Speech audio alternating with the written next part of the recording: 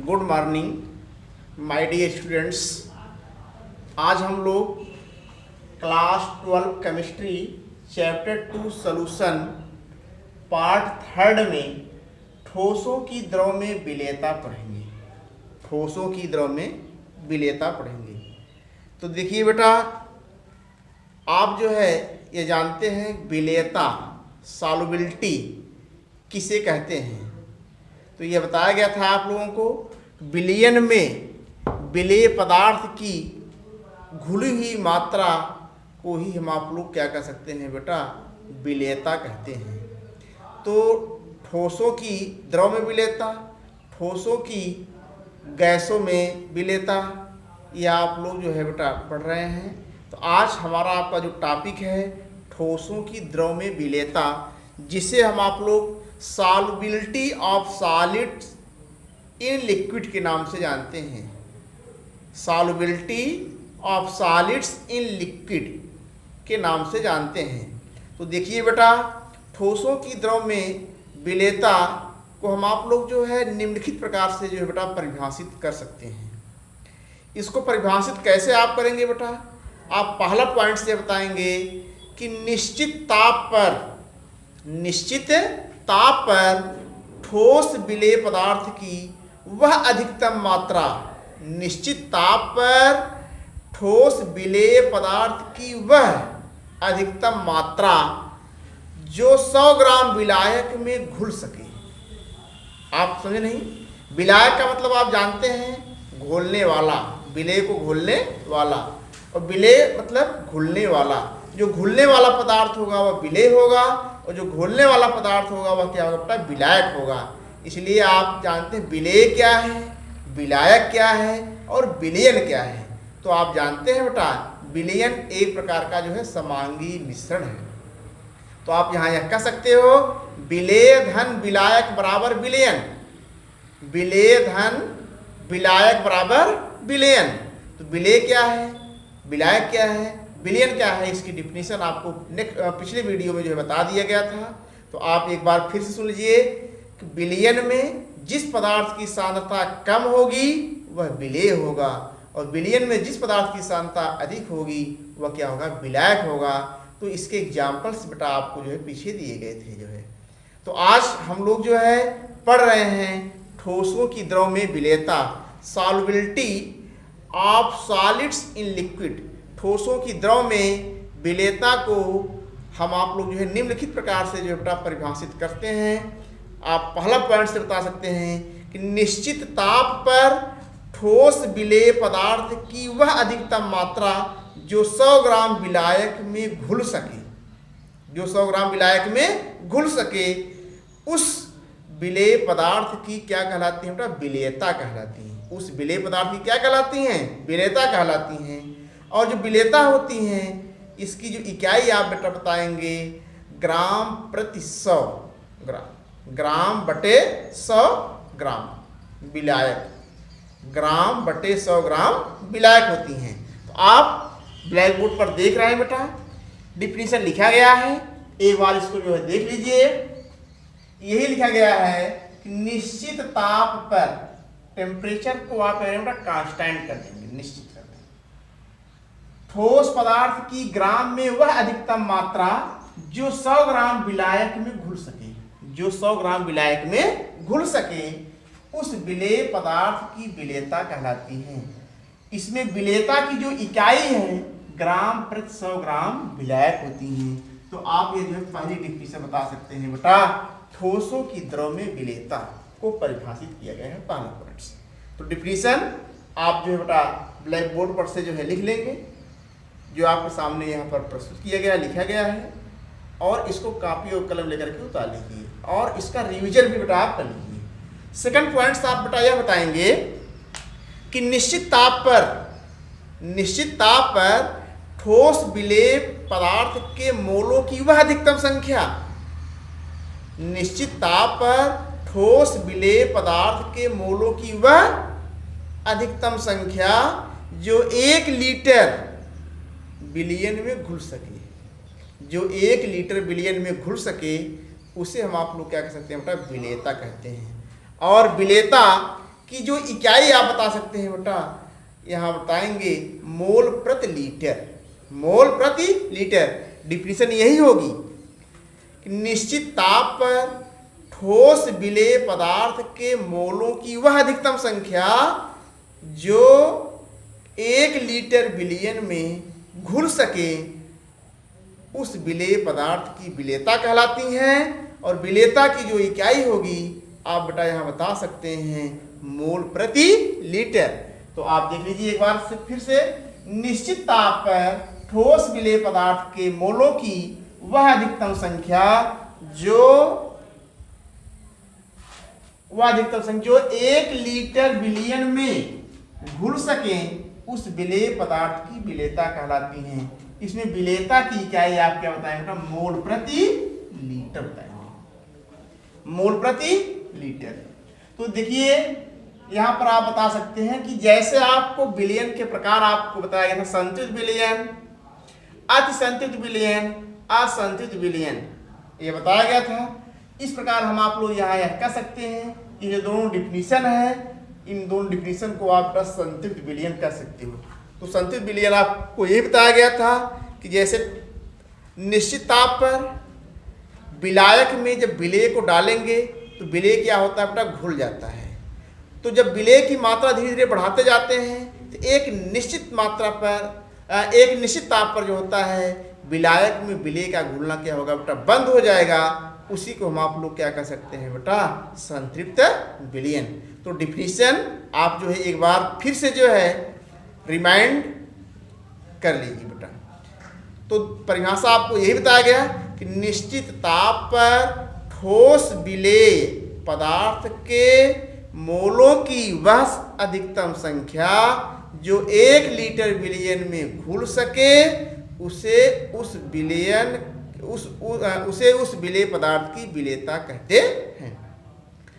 और इसकी इकाई जो होती है मोल प्रति लीटर होती है, और इसको भी हम आप लोग संतुलित विलयन कहते हैं बेटा। तो आप ये जो है बेटा पढ़ रहे थे ठोसों की द्रव में विलेयता को परिभाषित कैसे किया जाता है, उसकी डिफिनीशन आप जो है बेटा ये दोनों लिख सकते हैं।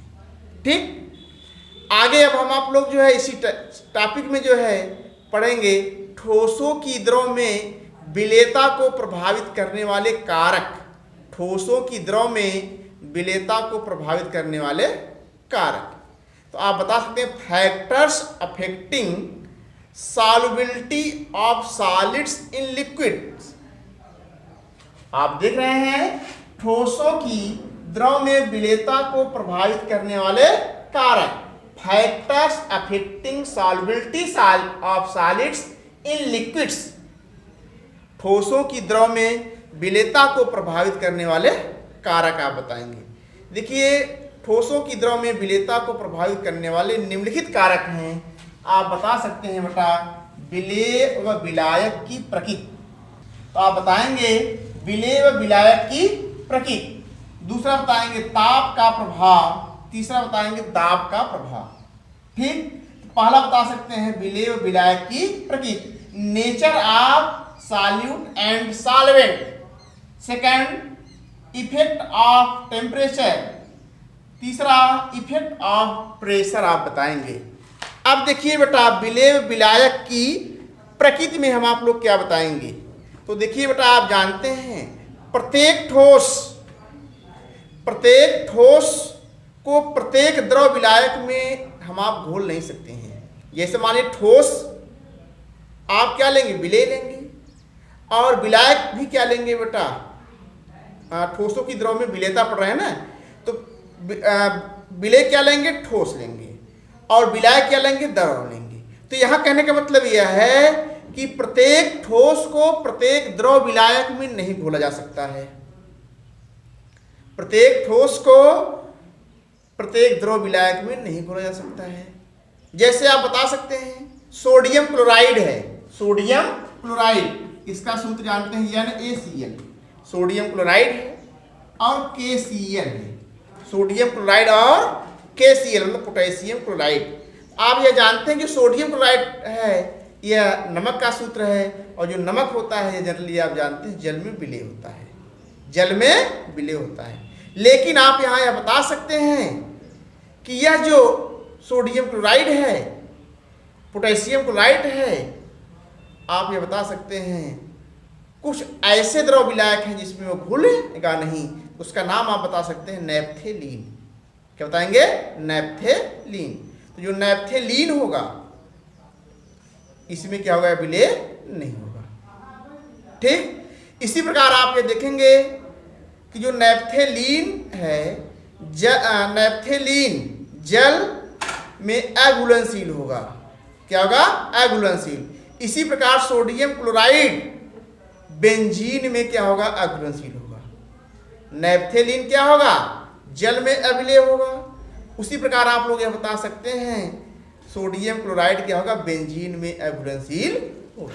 तो आपको बताया गया कि प्रत्येक ठोस प्रत्येक द्रव विलायक में नहीं घोला जा सकता। प्रत्येक ठोस को प्रत्येक द्रव विलायक में नहीं घोला जा सकता है। एग्जाम्पल्स आपको बताया गया, जैसे NaCl है, KCl है, इसे आप जल में घोल सकते हो, जल में घोल सकते हो। लेकिन नैप्थेलीन क्या बताएंगे? नैप्थेलीन, ये नैप्थेलीन होता है, यह जल में क्या होता है बेटा? विलय नहीं होता, अर्थात अघुलनशील होता है। इसी प्रकार सोडियम क्लोराइड बेंजीन में अघुलनशील होता है, परंतु नैप्थेलीन बेंजीन में क्या होता है? घुलनशील होता है। जो बेंजीन होता है आप यह जानते हैं कार्बनिक विलायक होता है। क्या होता है बेटा? कार्बनिक विलायक होता है। ठीक इसके बाद आप सेकंड देखेंगे ताप का प्रभाव, effect of temperature. Effect of temperature तो आप देखते हैं बेटा, इफेक्ट ऑफ टेम्परेचर में आप देखेंगे जैसे सामान्य ताप में क्या करेंगे? जब वृद्धि करेंगे, सामान्य ताप में क्या करेंगे? जब वृद्धि करेंगे, ठोसों की विलेयता क्या होगी बेटा? बढ़ेगी। ठोसों की विलेयता क्या होती है? बढ़ेगी। लेकिन कुछ ठोस पदार्थ ऐसे हैं, कुछ ठोस पदार्थ ऐसे हैं जिनकी विलेयता ताप बढ़ाने पर घटती है। कुछ ठोस पदार्थ ऐसे हैं जिनकी आप बता सकते हैं बेटा विलेयता, ताप बढ़ाने पर विलेयता क्या होती है बेटा? घटती है। आप यह बताएंगे जैसे कैल्शियम कार्बोनेट हो गया, और कैल्शियम कार्बोनेट आप जानते हैं चूना पत्थर है, CaO कली चूना है, CaO कली चूना है, संगमरमर या कैल्शियम कार्बोनेट का सूत्र है। तो आप यहाँ कह सकते हैं कैल्शियम कार्बोनेट और कली चूना आदि की विलेयता क्या करेंगे? ताप बढ़ाने पर बेटा क्या होती? बढ़ती हैं, घटती हैं। विलेयता ताप बढ़ाने पर क्या होगी? घटेंगी। क्योंकि आप जानते हैं ला सातलिये का नियम, ला सातेलिये के नियम के अनुसार आप बता सकते हैं यदि किसी विलेय पदार्थ को विलायक में घोलने पर ऊष्मा मुक्त होती है तो ताप में वृद्धि करने पर विलेयता घटती है।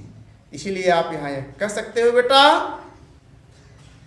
कैल्शियम कार्बोनेट और कैल्शियम ऑक्साइड से कली चूना कहते हो, आदि की विलेयता ताप बढ़ाने पर घटती है।